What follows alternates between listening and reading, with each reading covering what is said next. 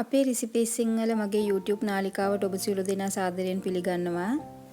අද මම අරන් ඇවිල්ලා තියෙන රෙසිපි එක රසවත් බිත්තර රොටි. මේ බිත්තර රොටි එක හොටෙල් එකේ ක්‍රමයටම කොහොමද ගෙදරදී හදාගන්නේ කියලා බලමු.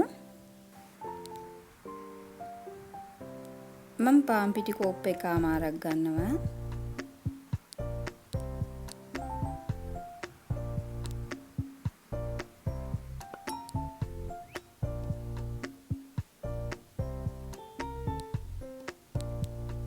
අවශ්‍ය ප්‍රමාණයට ලුණු,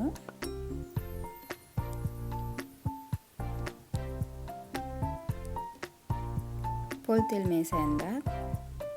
අපි දැන් මේ පිටි එක හොඳට මිශ්‍ර කරගමු.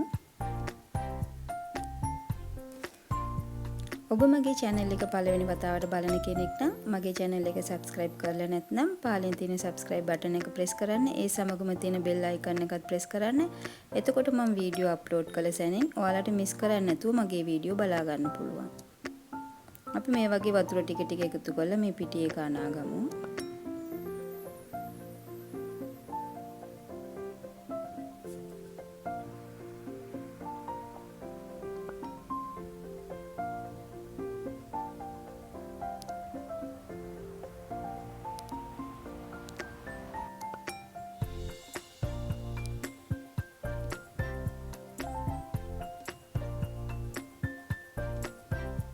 මේ වගේ හොඳ soft එකට පිටි එක අනා ගන්න ඕනේ.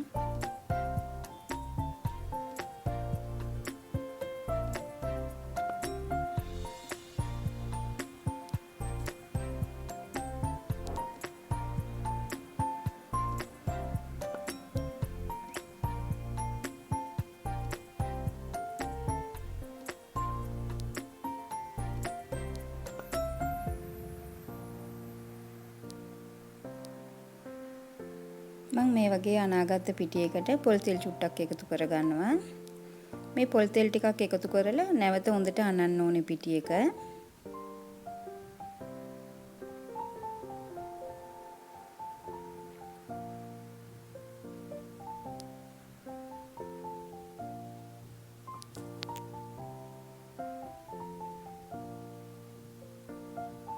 දැන් මම මේ පිටි එක රොටි සාදා ගන්න අවශ්‍ය ප්‍රමාණයට වෙන් කර ගන්නවා.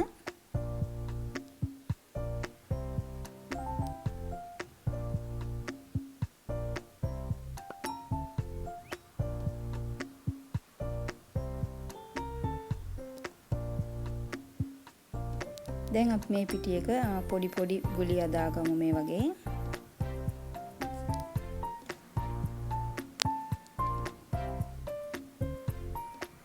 දැන් මම මේ පිටි එක උඩින් තව ටිකක් තෙල් එකතු කරගන්නවා. මේ සැන්දි දෙකක් වගේ තෙල් එකතු කරගන්නවා. දැන් අපි මේ වගේ වහලා පැය 3-4ක් තියමු. ඊට පස්සේ අපි රොටි එක හදන්න පටන් ගමු.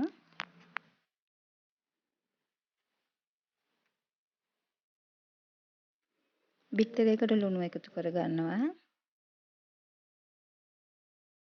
ගම්මිරිස්, කෑලි මිරිස් ස්වල්පයක්, ලුණු සහ අමු මිරිස්.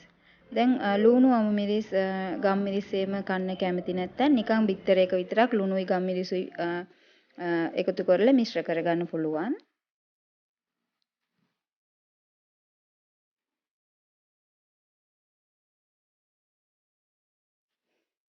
අපි මේ රොටිය හදාගන්න තැටියට මේ වගේ තෙල් චුට්ටක් තවර ගන්න ඕනේ. ඔයාලට තැටියක් තියෙනවා නම් තැටිය පාවිච්චි කරන්න පුළුවන්. එහෙම නැතිනම් මේ වගේ අපි පැන්ටි කබඩ් එක උඩ තියෙන ග්‍රැනයිට් එකට පොඩ්ඩක් තෙල් තවර ගන්න පුළුවන්. හොඳට ක්ලීන් කරලා අරගෙන ඒ වගේ තෙල් චුට්ටක් තවර ගන්න. දැන් අපි රොටි එක මේ වගේ චුට්ට චුට්ට දිග ඇර ගන්න ඕනේ. අතට චුට්ටක් තෙල් තවර ගන්න. එතකොට පාසුවෙන්ම රොටිය දිග ඇර ගන්න පුළුවන්.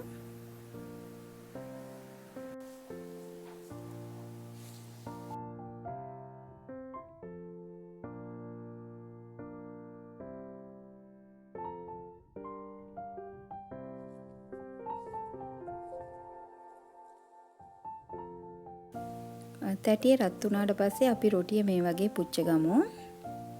මේ වගේ තැටියට තියලා චුට්ටක් හැම පැත්තෙම මේ වගේ දිග අර ගන්න ඕනේ.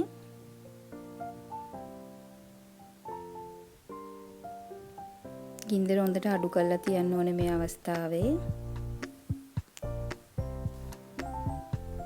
මම මේ රොටිය පිටි අනන්න සඳහා පුළුවන් තරම් තෙල් අඩුවෙන් භාවිතා කරලා තියෙන්නේ.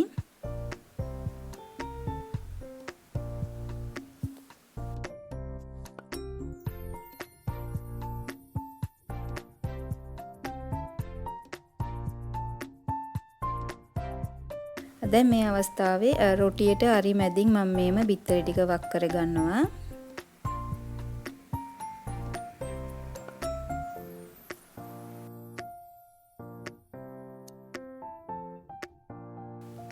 දැන් මම මේ වගේ හතර පැත්තෙන්ම රොටිය මේ වගේ නවා ගන්නවා.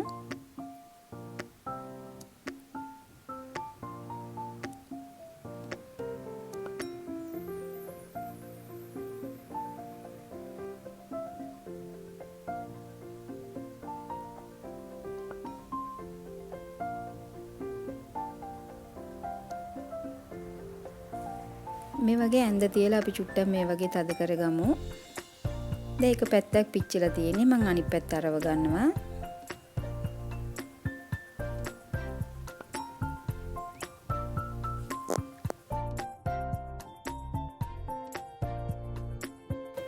මම මේ වගේ අල පරාටා හදලා තියෙනවා. පාන් පිටි වලින් තෝසා, කිරි රොටි, කුරක්කන් අල රොටි හදලා තියෙනවා. ඒ වීඩියෝ වල ලින්ක් එක පහළ ඩිස්ක්‍රිප්ෂන් බොක්ස් එකේ දෙන්නම්. ඔයාලට ගිහිල්ලා බලා ගන්න පුළුවන්. නැත්නම් මගේ channel එකට ගියත් හරි ඔයාලට ඊතුරු වීඩියෝ ටික බලා ගන්න පුළුවන්.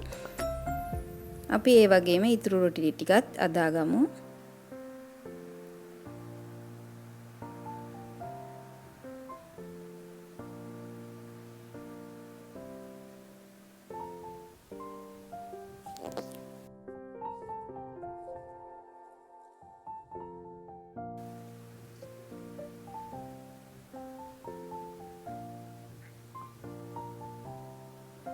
මේ බිත්තර රොටි එක හරිම ලේසියෙන් අපිට ගෙදර අදා ගන්න පුළුවන්. සමහර විට බලනකොට චුට්ටක් අමාරුයි වගේ තමයි තේරෙන්නේ. ඒනට ඒ තරම් ලොකු වැඩක් මේකේ නෑ. පිටි ටික හරියට අනාගත්තොත් අපිට බිත්තර රොටි එක හරිම ලේසියෙන් ගෙදර අදා ගන්න පුළුවන්.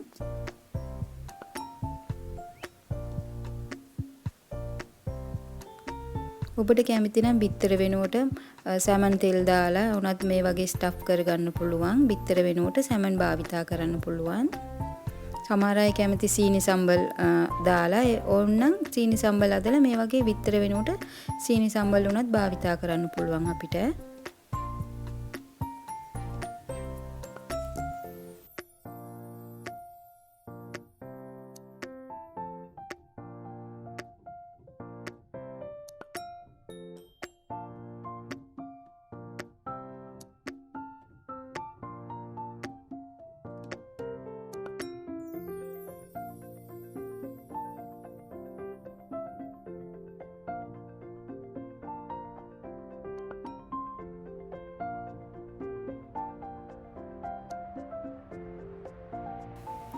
දැන් අපේ රසවත් බිත්තර රොටිය ලෑස්ති.